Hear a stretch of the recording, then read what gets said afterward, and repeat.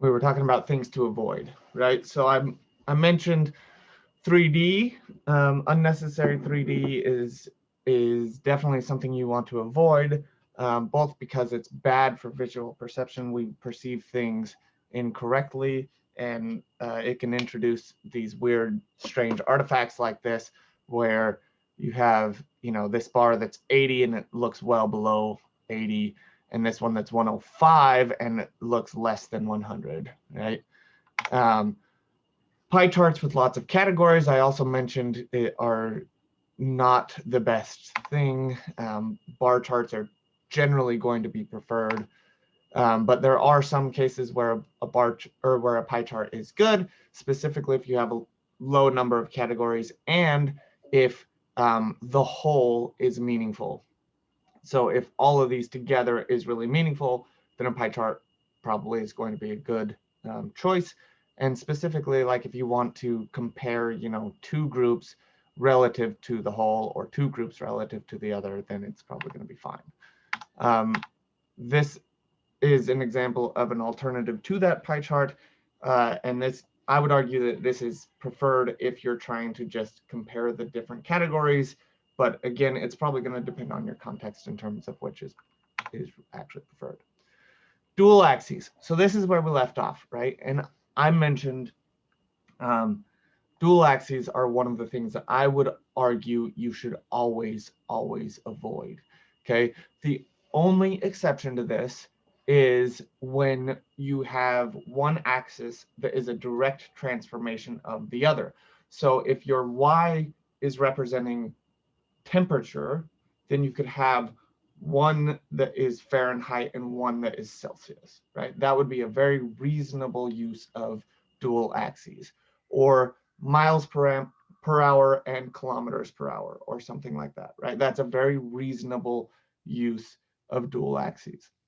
But this is an example, and this is like an illustration to show why it can be confusing, where the two scales are not direct transformations of each other, and it's very confusing, right? This one goes from 0 to 10. This one goes from 10 to 10.7. And the lines look the same, right? But in this case, it's not even clear which line is mapping to which scale. And our brains are putting these on the same scale, even if they're not. Like, you have to kind of ignore everything else that's going on in the image while you're looking at one scale, and then somehow flip your brain to ignore the rest of it while you look at the other scale. All right.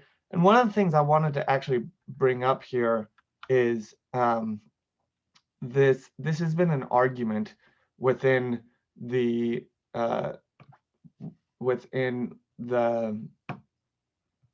ggplot community for quite a while now, right? So this is a Stack Overflow question from a long time ago, so 10 years ago. And somebody's like, I want to do dual axes. How do I do this in ggplot? And at the time, there was no way to do this at all. And so then people are talking about, that there's reasons that you wouldn't want to do this, but then this person's like, well, sometimes the client wants that, and giving them the flawed speech is pointless, right? So then Hadley chimed in. He actually originally answered this way back in 2010, like around when this was asked, but has then edited it about 3 years later.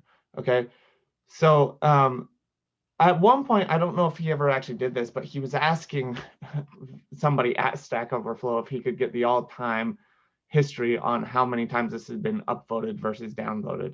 Because the total is that it's been upvoted 153 times, but it's probably actually been upvoted like 400 and something times and downvoted like, 200 and something times or whatever. And so then there's all these comments down here about like basically arguing with him one way or the other. And then he's eventually just like, I'm sorry, but I don't think this is useful, so it's not going to be implemented in ggplot. So if you want to do it, use something else, basically. But these are really, I think part of the reason why I'm showing this is he edited it 3 years later to give more justification. Originally, he just kind of said, in my opinion, they're flawed, and I'm not going to support software that produces flawed images, basically. And so here is a little bit more information. So he talks about easily manipulated to mislead. There's no unique way to specify the relative scales. And then this one I think is interesting because I never really thought about this, but it's true. They are arbitrary, right? You have 2, well, why not 3 or 4 or 5? Like you could have infinite number of axes, right? Why not? If you have 2, why stop there? And this, there's a lengthy discussion here. So if you are interested in this, this is a good resource. That it's like, is this ever the best solution to have 2 dual axes? And I would argue no, right? It's probably going to be better to just go ahead and produce 2 different plots, use faceting, and then you'll be able to see each relation without the other one being sort of overlaid on top of it. Okay. This is another example. This is the next slide, but I'll just do it now. This whole website has a bunch of spurious correlations for a whole bunch of ridiculous stuff. And this is all because of dual axes, basically, right? All of these have dual axes that basically make them appear like they're the same. Okay. All right. So, oops, didn't mean to do that. All right. So there you go. And here's the link to the actual website. All right. So per capita cheese consumption and number of people who died by becoming tangled in their bed sheets. All right. Okay, so I would argue dual axes you should always avoid, always, unless one is a direct transformation of the other. Truncated axes are a little bit more tricky. This is one of those things that I would say it depends. And you will absolutely get people that say you should never have truncated axes. I would disagree with that. All right. But you should be wary of them for sure. Okay. So here's an example where it's like the value starts at 0, so that's good. And here it starts at 10. And now it makes it look like this relation is like much stronger than it really probably actually is, right? And so it's messing with your visual perception because you're only showing the range where the data are. And so it looks like these jumps are really big, when in actuality, they're maybe not as big. All right. So here's another example, right, where if you start at 0, you're looking at the height, 70 versus my son. And then, okay, but now I'm starting at 35. Where'd my son go? He's gone, right? And so you can actually literally hide data this way. So there's like, you know, there's a book on like how to lie with data. And this is like an example of that, where you can literally hide cases by restricting the axis, right? So not starting at 0 can be problematic. But this is a quote from the Kieran Healy book that I think is really good. And I won't read the whole thing, but basically he's arguing that it's tempting to lay down these inflexible rules where you always have to have this, right? But being honest with your data is a bigger problem that can be solved, that cannot be solved. Bigger problem then can be solved with rules of thumb, right? So this sort of thing, always start the axis at 0. That's a rule of thumb. It's not really a hard golden rule, right? Like there's nothing that says that this always has to be the case. And so here's an example where we have some bars, they're starting at 0, and you can make them points instead and not start them at 0. And is this lying? I would argue no. It's just a different way of looking at it, right? This is a better example, though, I think.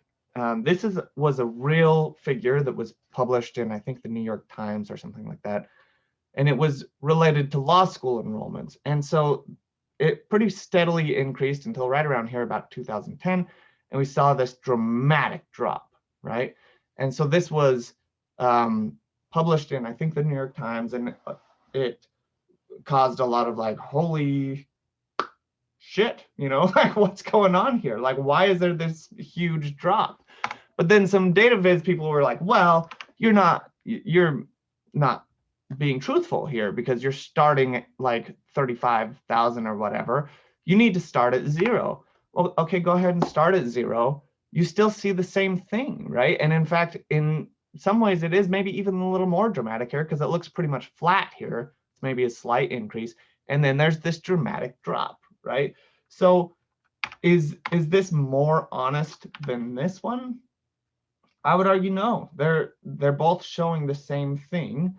The drop does probably look a little more dramatic here, but like it's dramatic here also, right?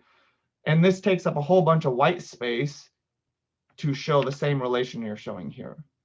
So again, going back to this quote, the biggest problem or the biggest issue is just being honest with your data. So when you're creating this figure, maybe start it at 0 and see if that relation does look different. And if so, then maybe starting with 0 is the more honest thing to do, right? But if the relation that you're trying to show is the same both ways, this is using up this is like, you know, you're not wasting a bunch of white space here and you're showing the same thing. So I would argue this one's actually better, even though you are restricting the axis, all right? So like general rule of thumb, start at 0. But not always, right? That's a rule of thumb. It's not a hard fast. You have to always do this. All right, I mentioned this one yesterday, sort of at the start. Scaling issues can be tough too, and this is one of those things where it happens very regularly just by mistake. People are not being attentive to this, and so if you have something like a circle, right? It can scale in one dimension very easily. But if you have something like a square, then if you're scaling it like this, you're actually scaling it in 2 dimensions each time, right? And so this is 10 times this one, but it looks like a lot more, right? So just be careful about that, basically. Generally, if you're scaling in 2 dimensions, you should have 2 things you're scaling by, right? And then binning choices, we talked about this a little bit when we talked about histograms and things, but be careful about your binning choices and basically try out a bunch of different binning choices. Again, the idea is to show the relation without hiding anything. And this is a way that if you're trying to be dishonest with your data, that you can hide specific aspects and things, all right? So just be careful there. All right, so conclusions. Essentially never use dual axes unless they are direct transformations of each other. And essentially never use 3D unless it's needed, okay? And I think there are good use cases for 3D. So I'm not saying never use 3D. I'm just saying that, you don't want to use it unless it's really helpful to what you're doing, okay? Be wary of truncated axes, all right? Again, that doesn't mean that you should never have them or that you should always have them. It just, that's something you should be nervous of and you should be asking questions about if you see truncated axes, right? And for your own plots, you can try out using truncated axes, but you need to also try it with starting at 0 because you want to compare the two and make sure the relation is still looking the same. Do always try to minimize cognitive load and be as clear as possible. Okay, that's really the take-home message. With all of your plots, you're trying to minimize cognitive load and be as clear as possible. But the one thing with that, right, is when we talked about the sort of infographic things, those are very memorable. So you can minimize cognitive load while including things that people might think of as like chart junk if it's going to help make it more memorable for the audience, okay?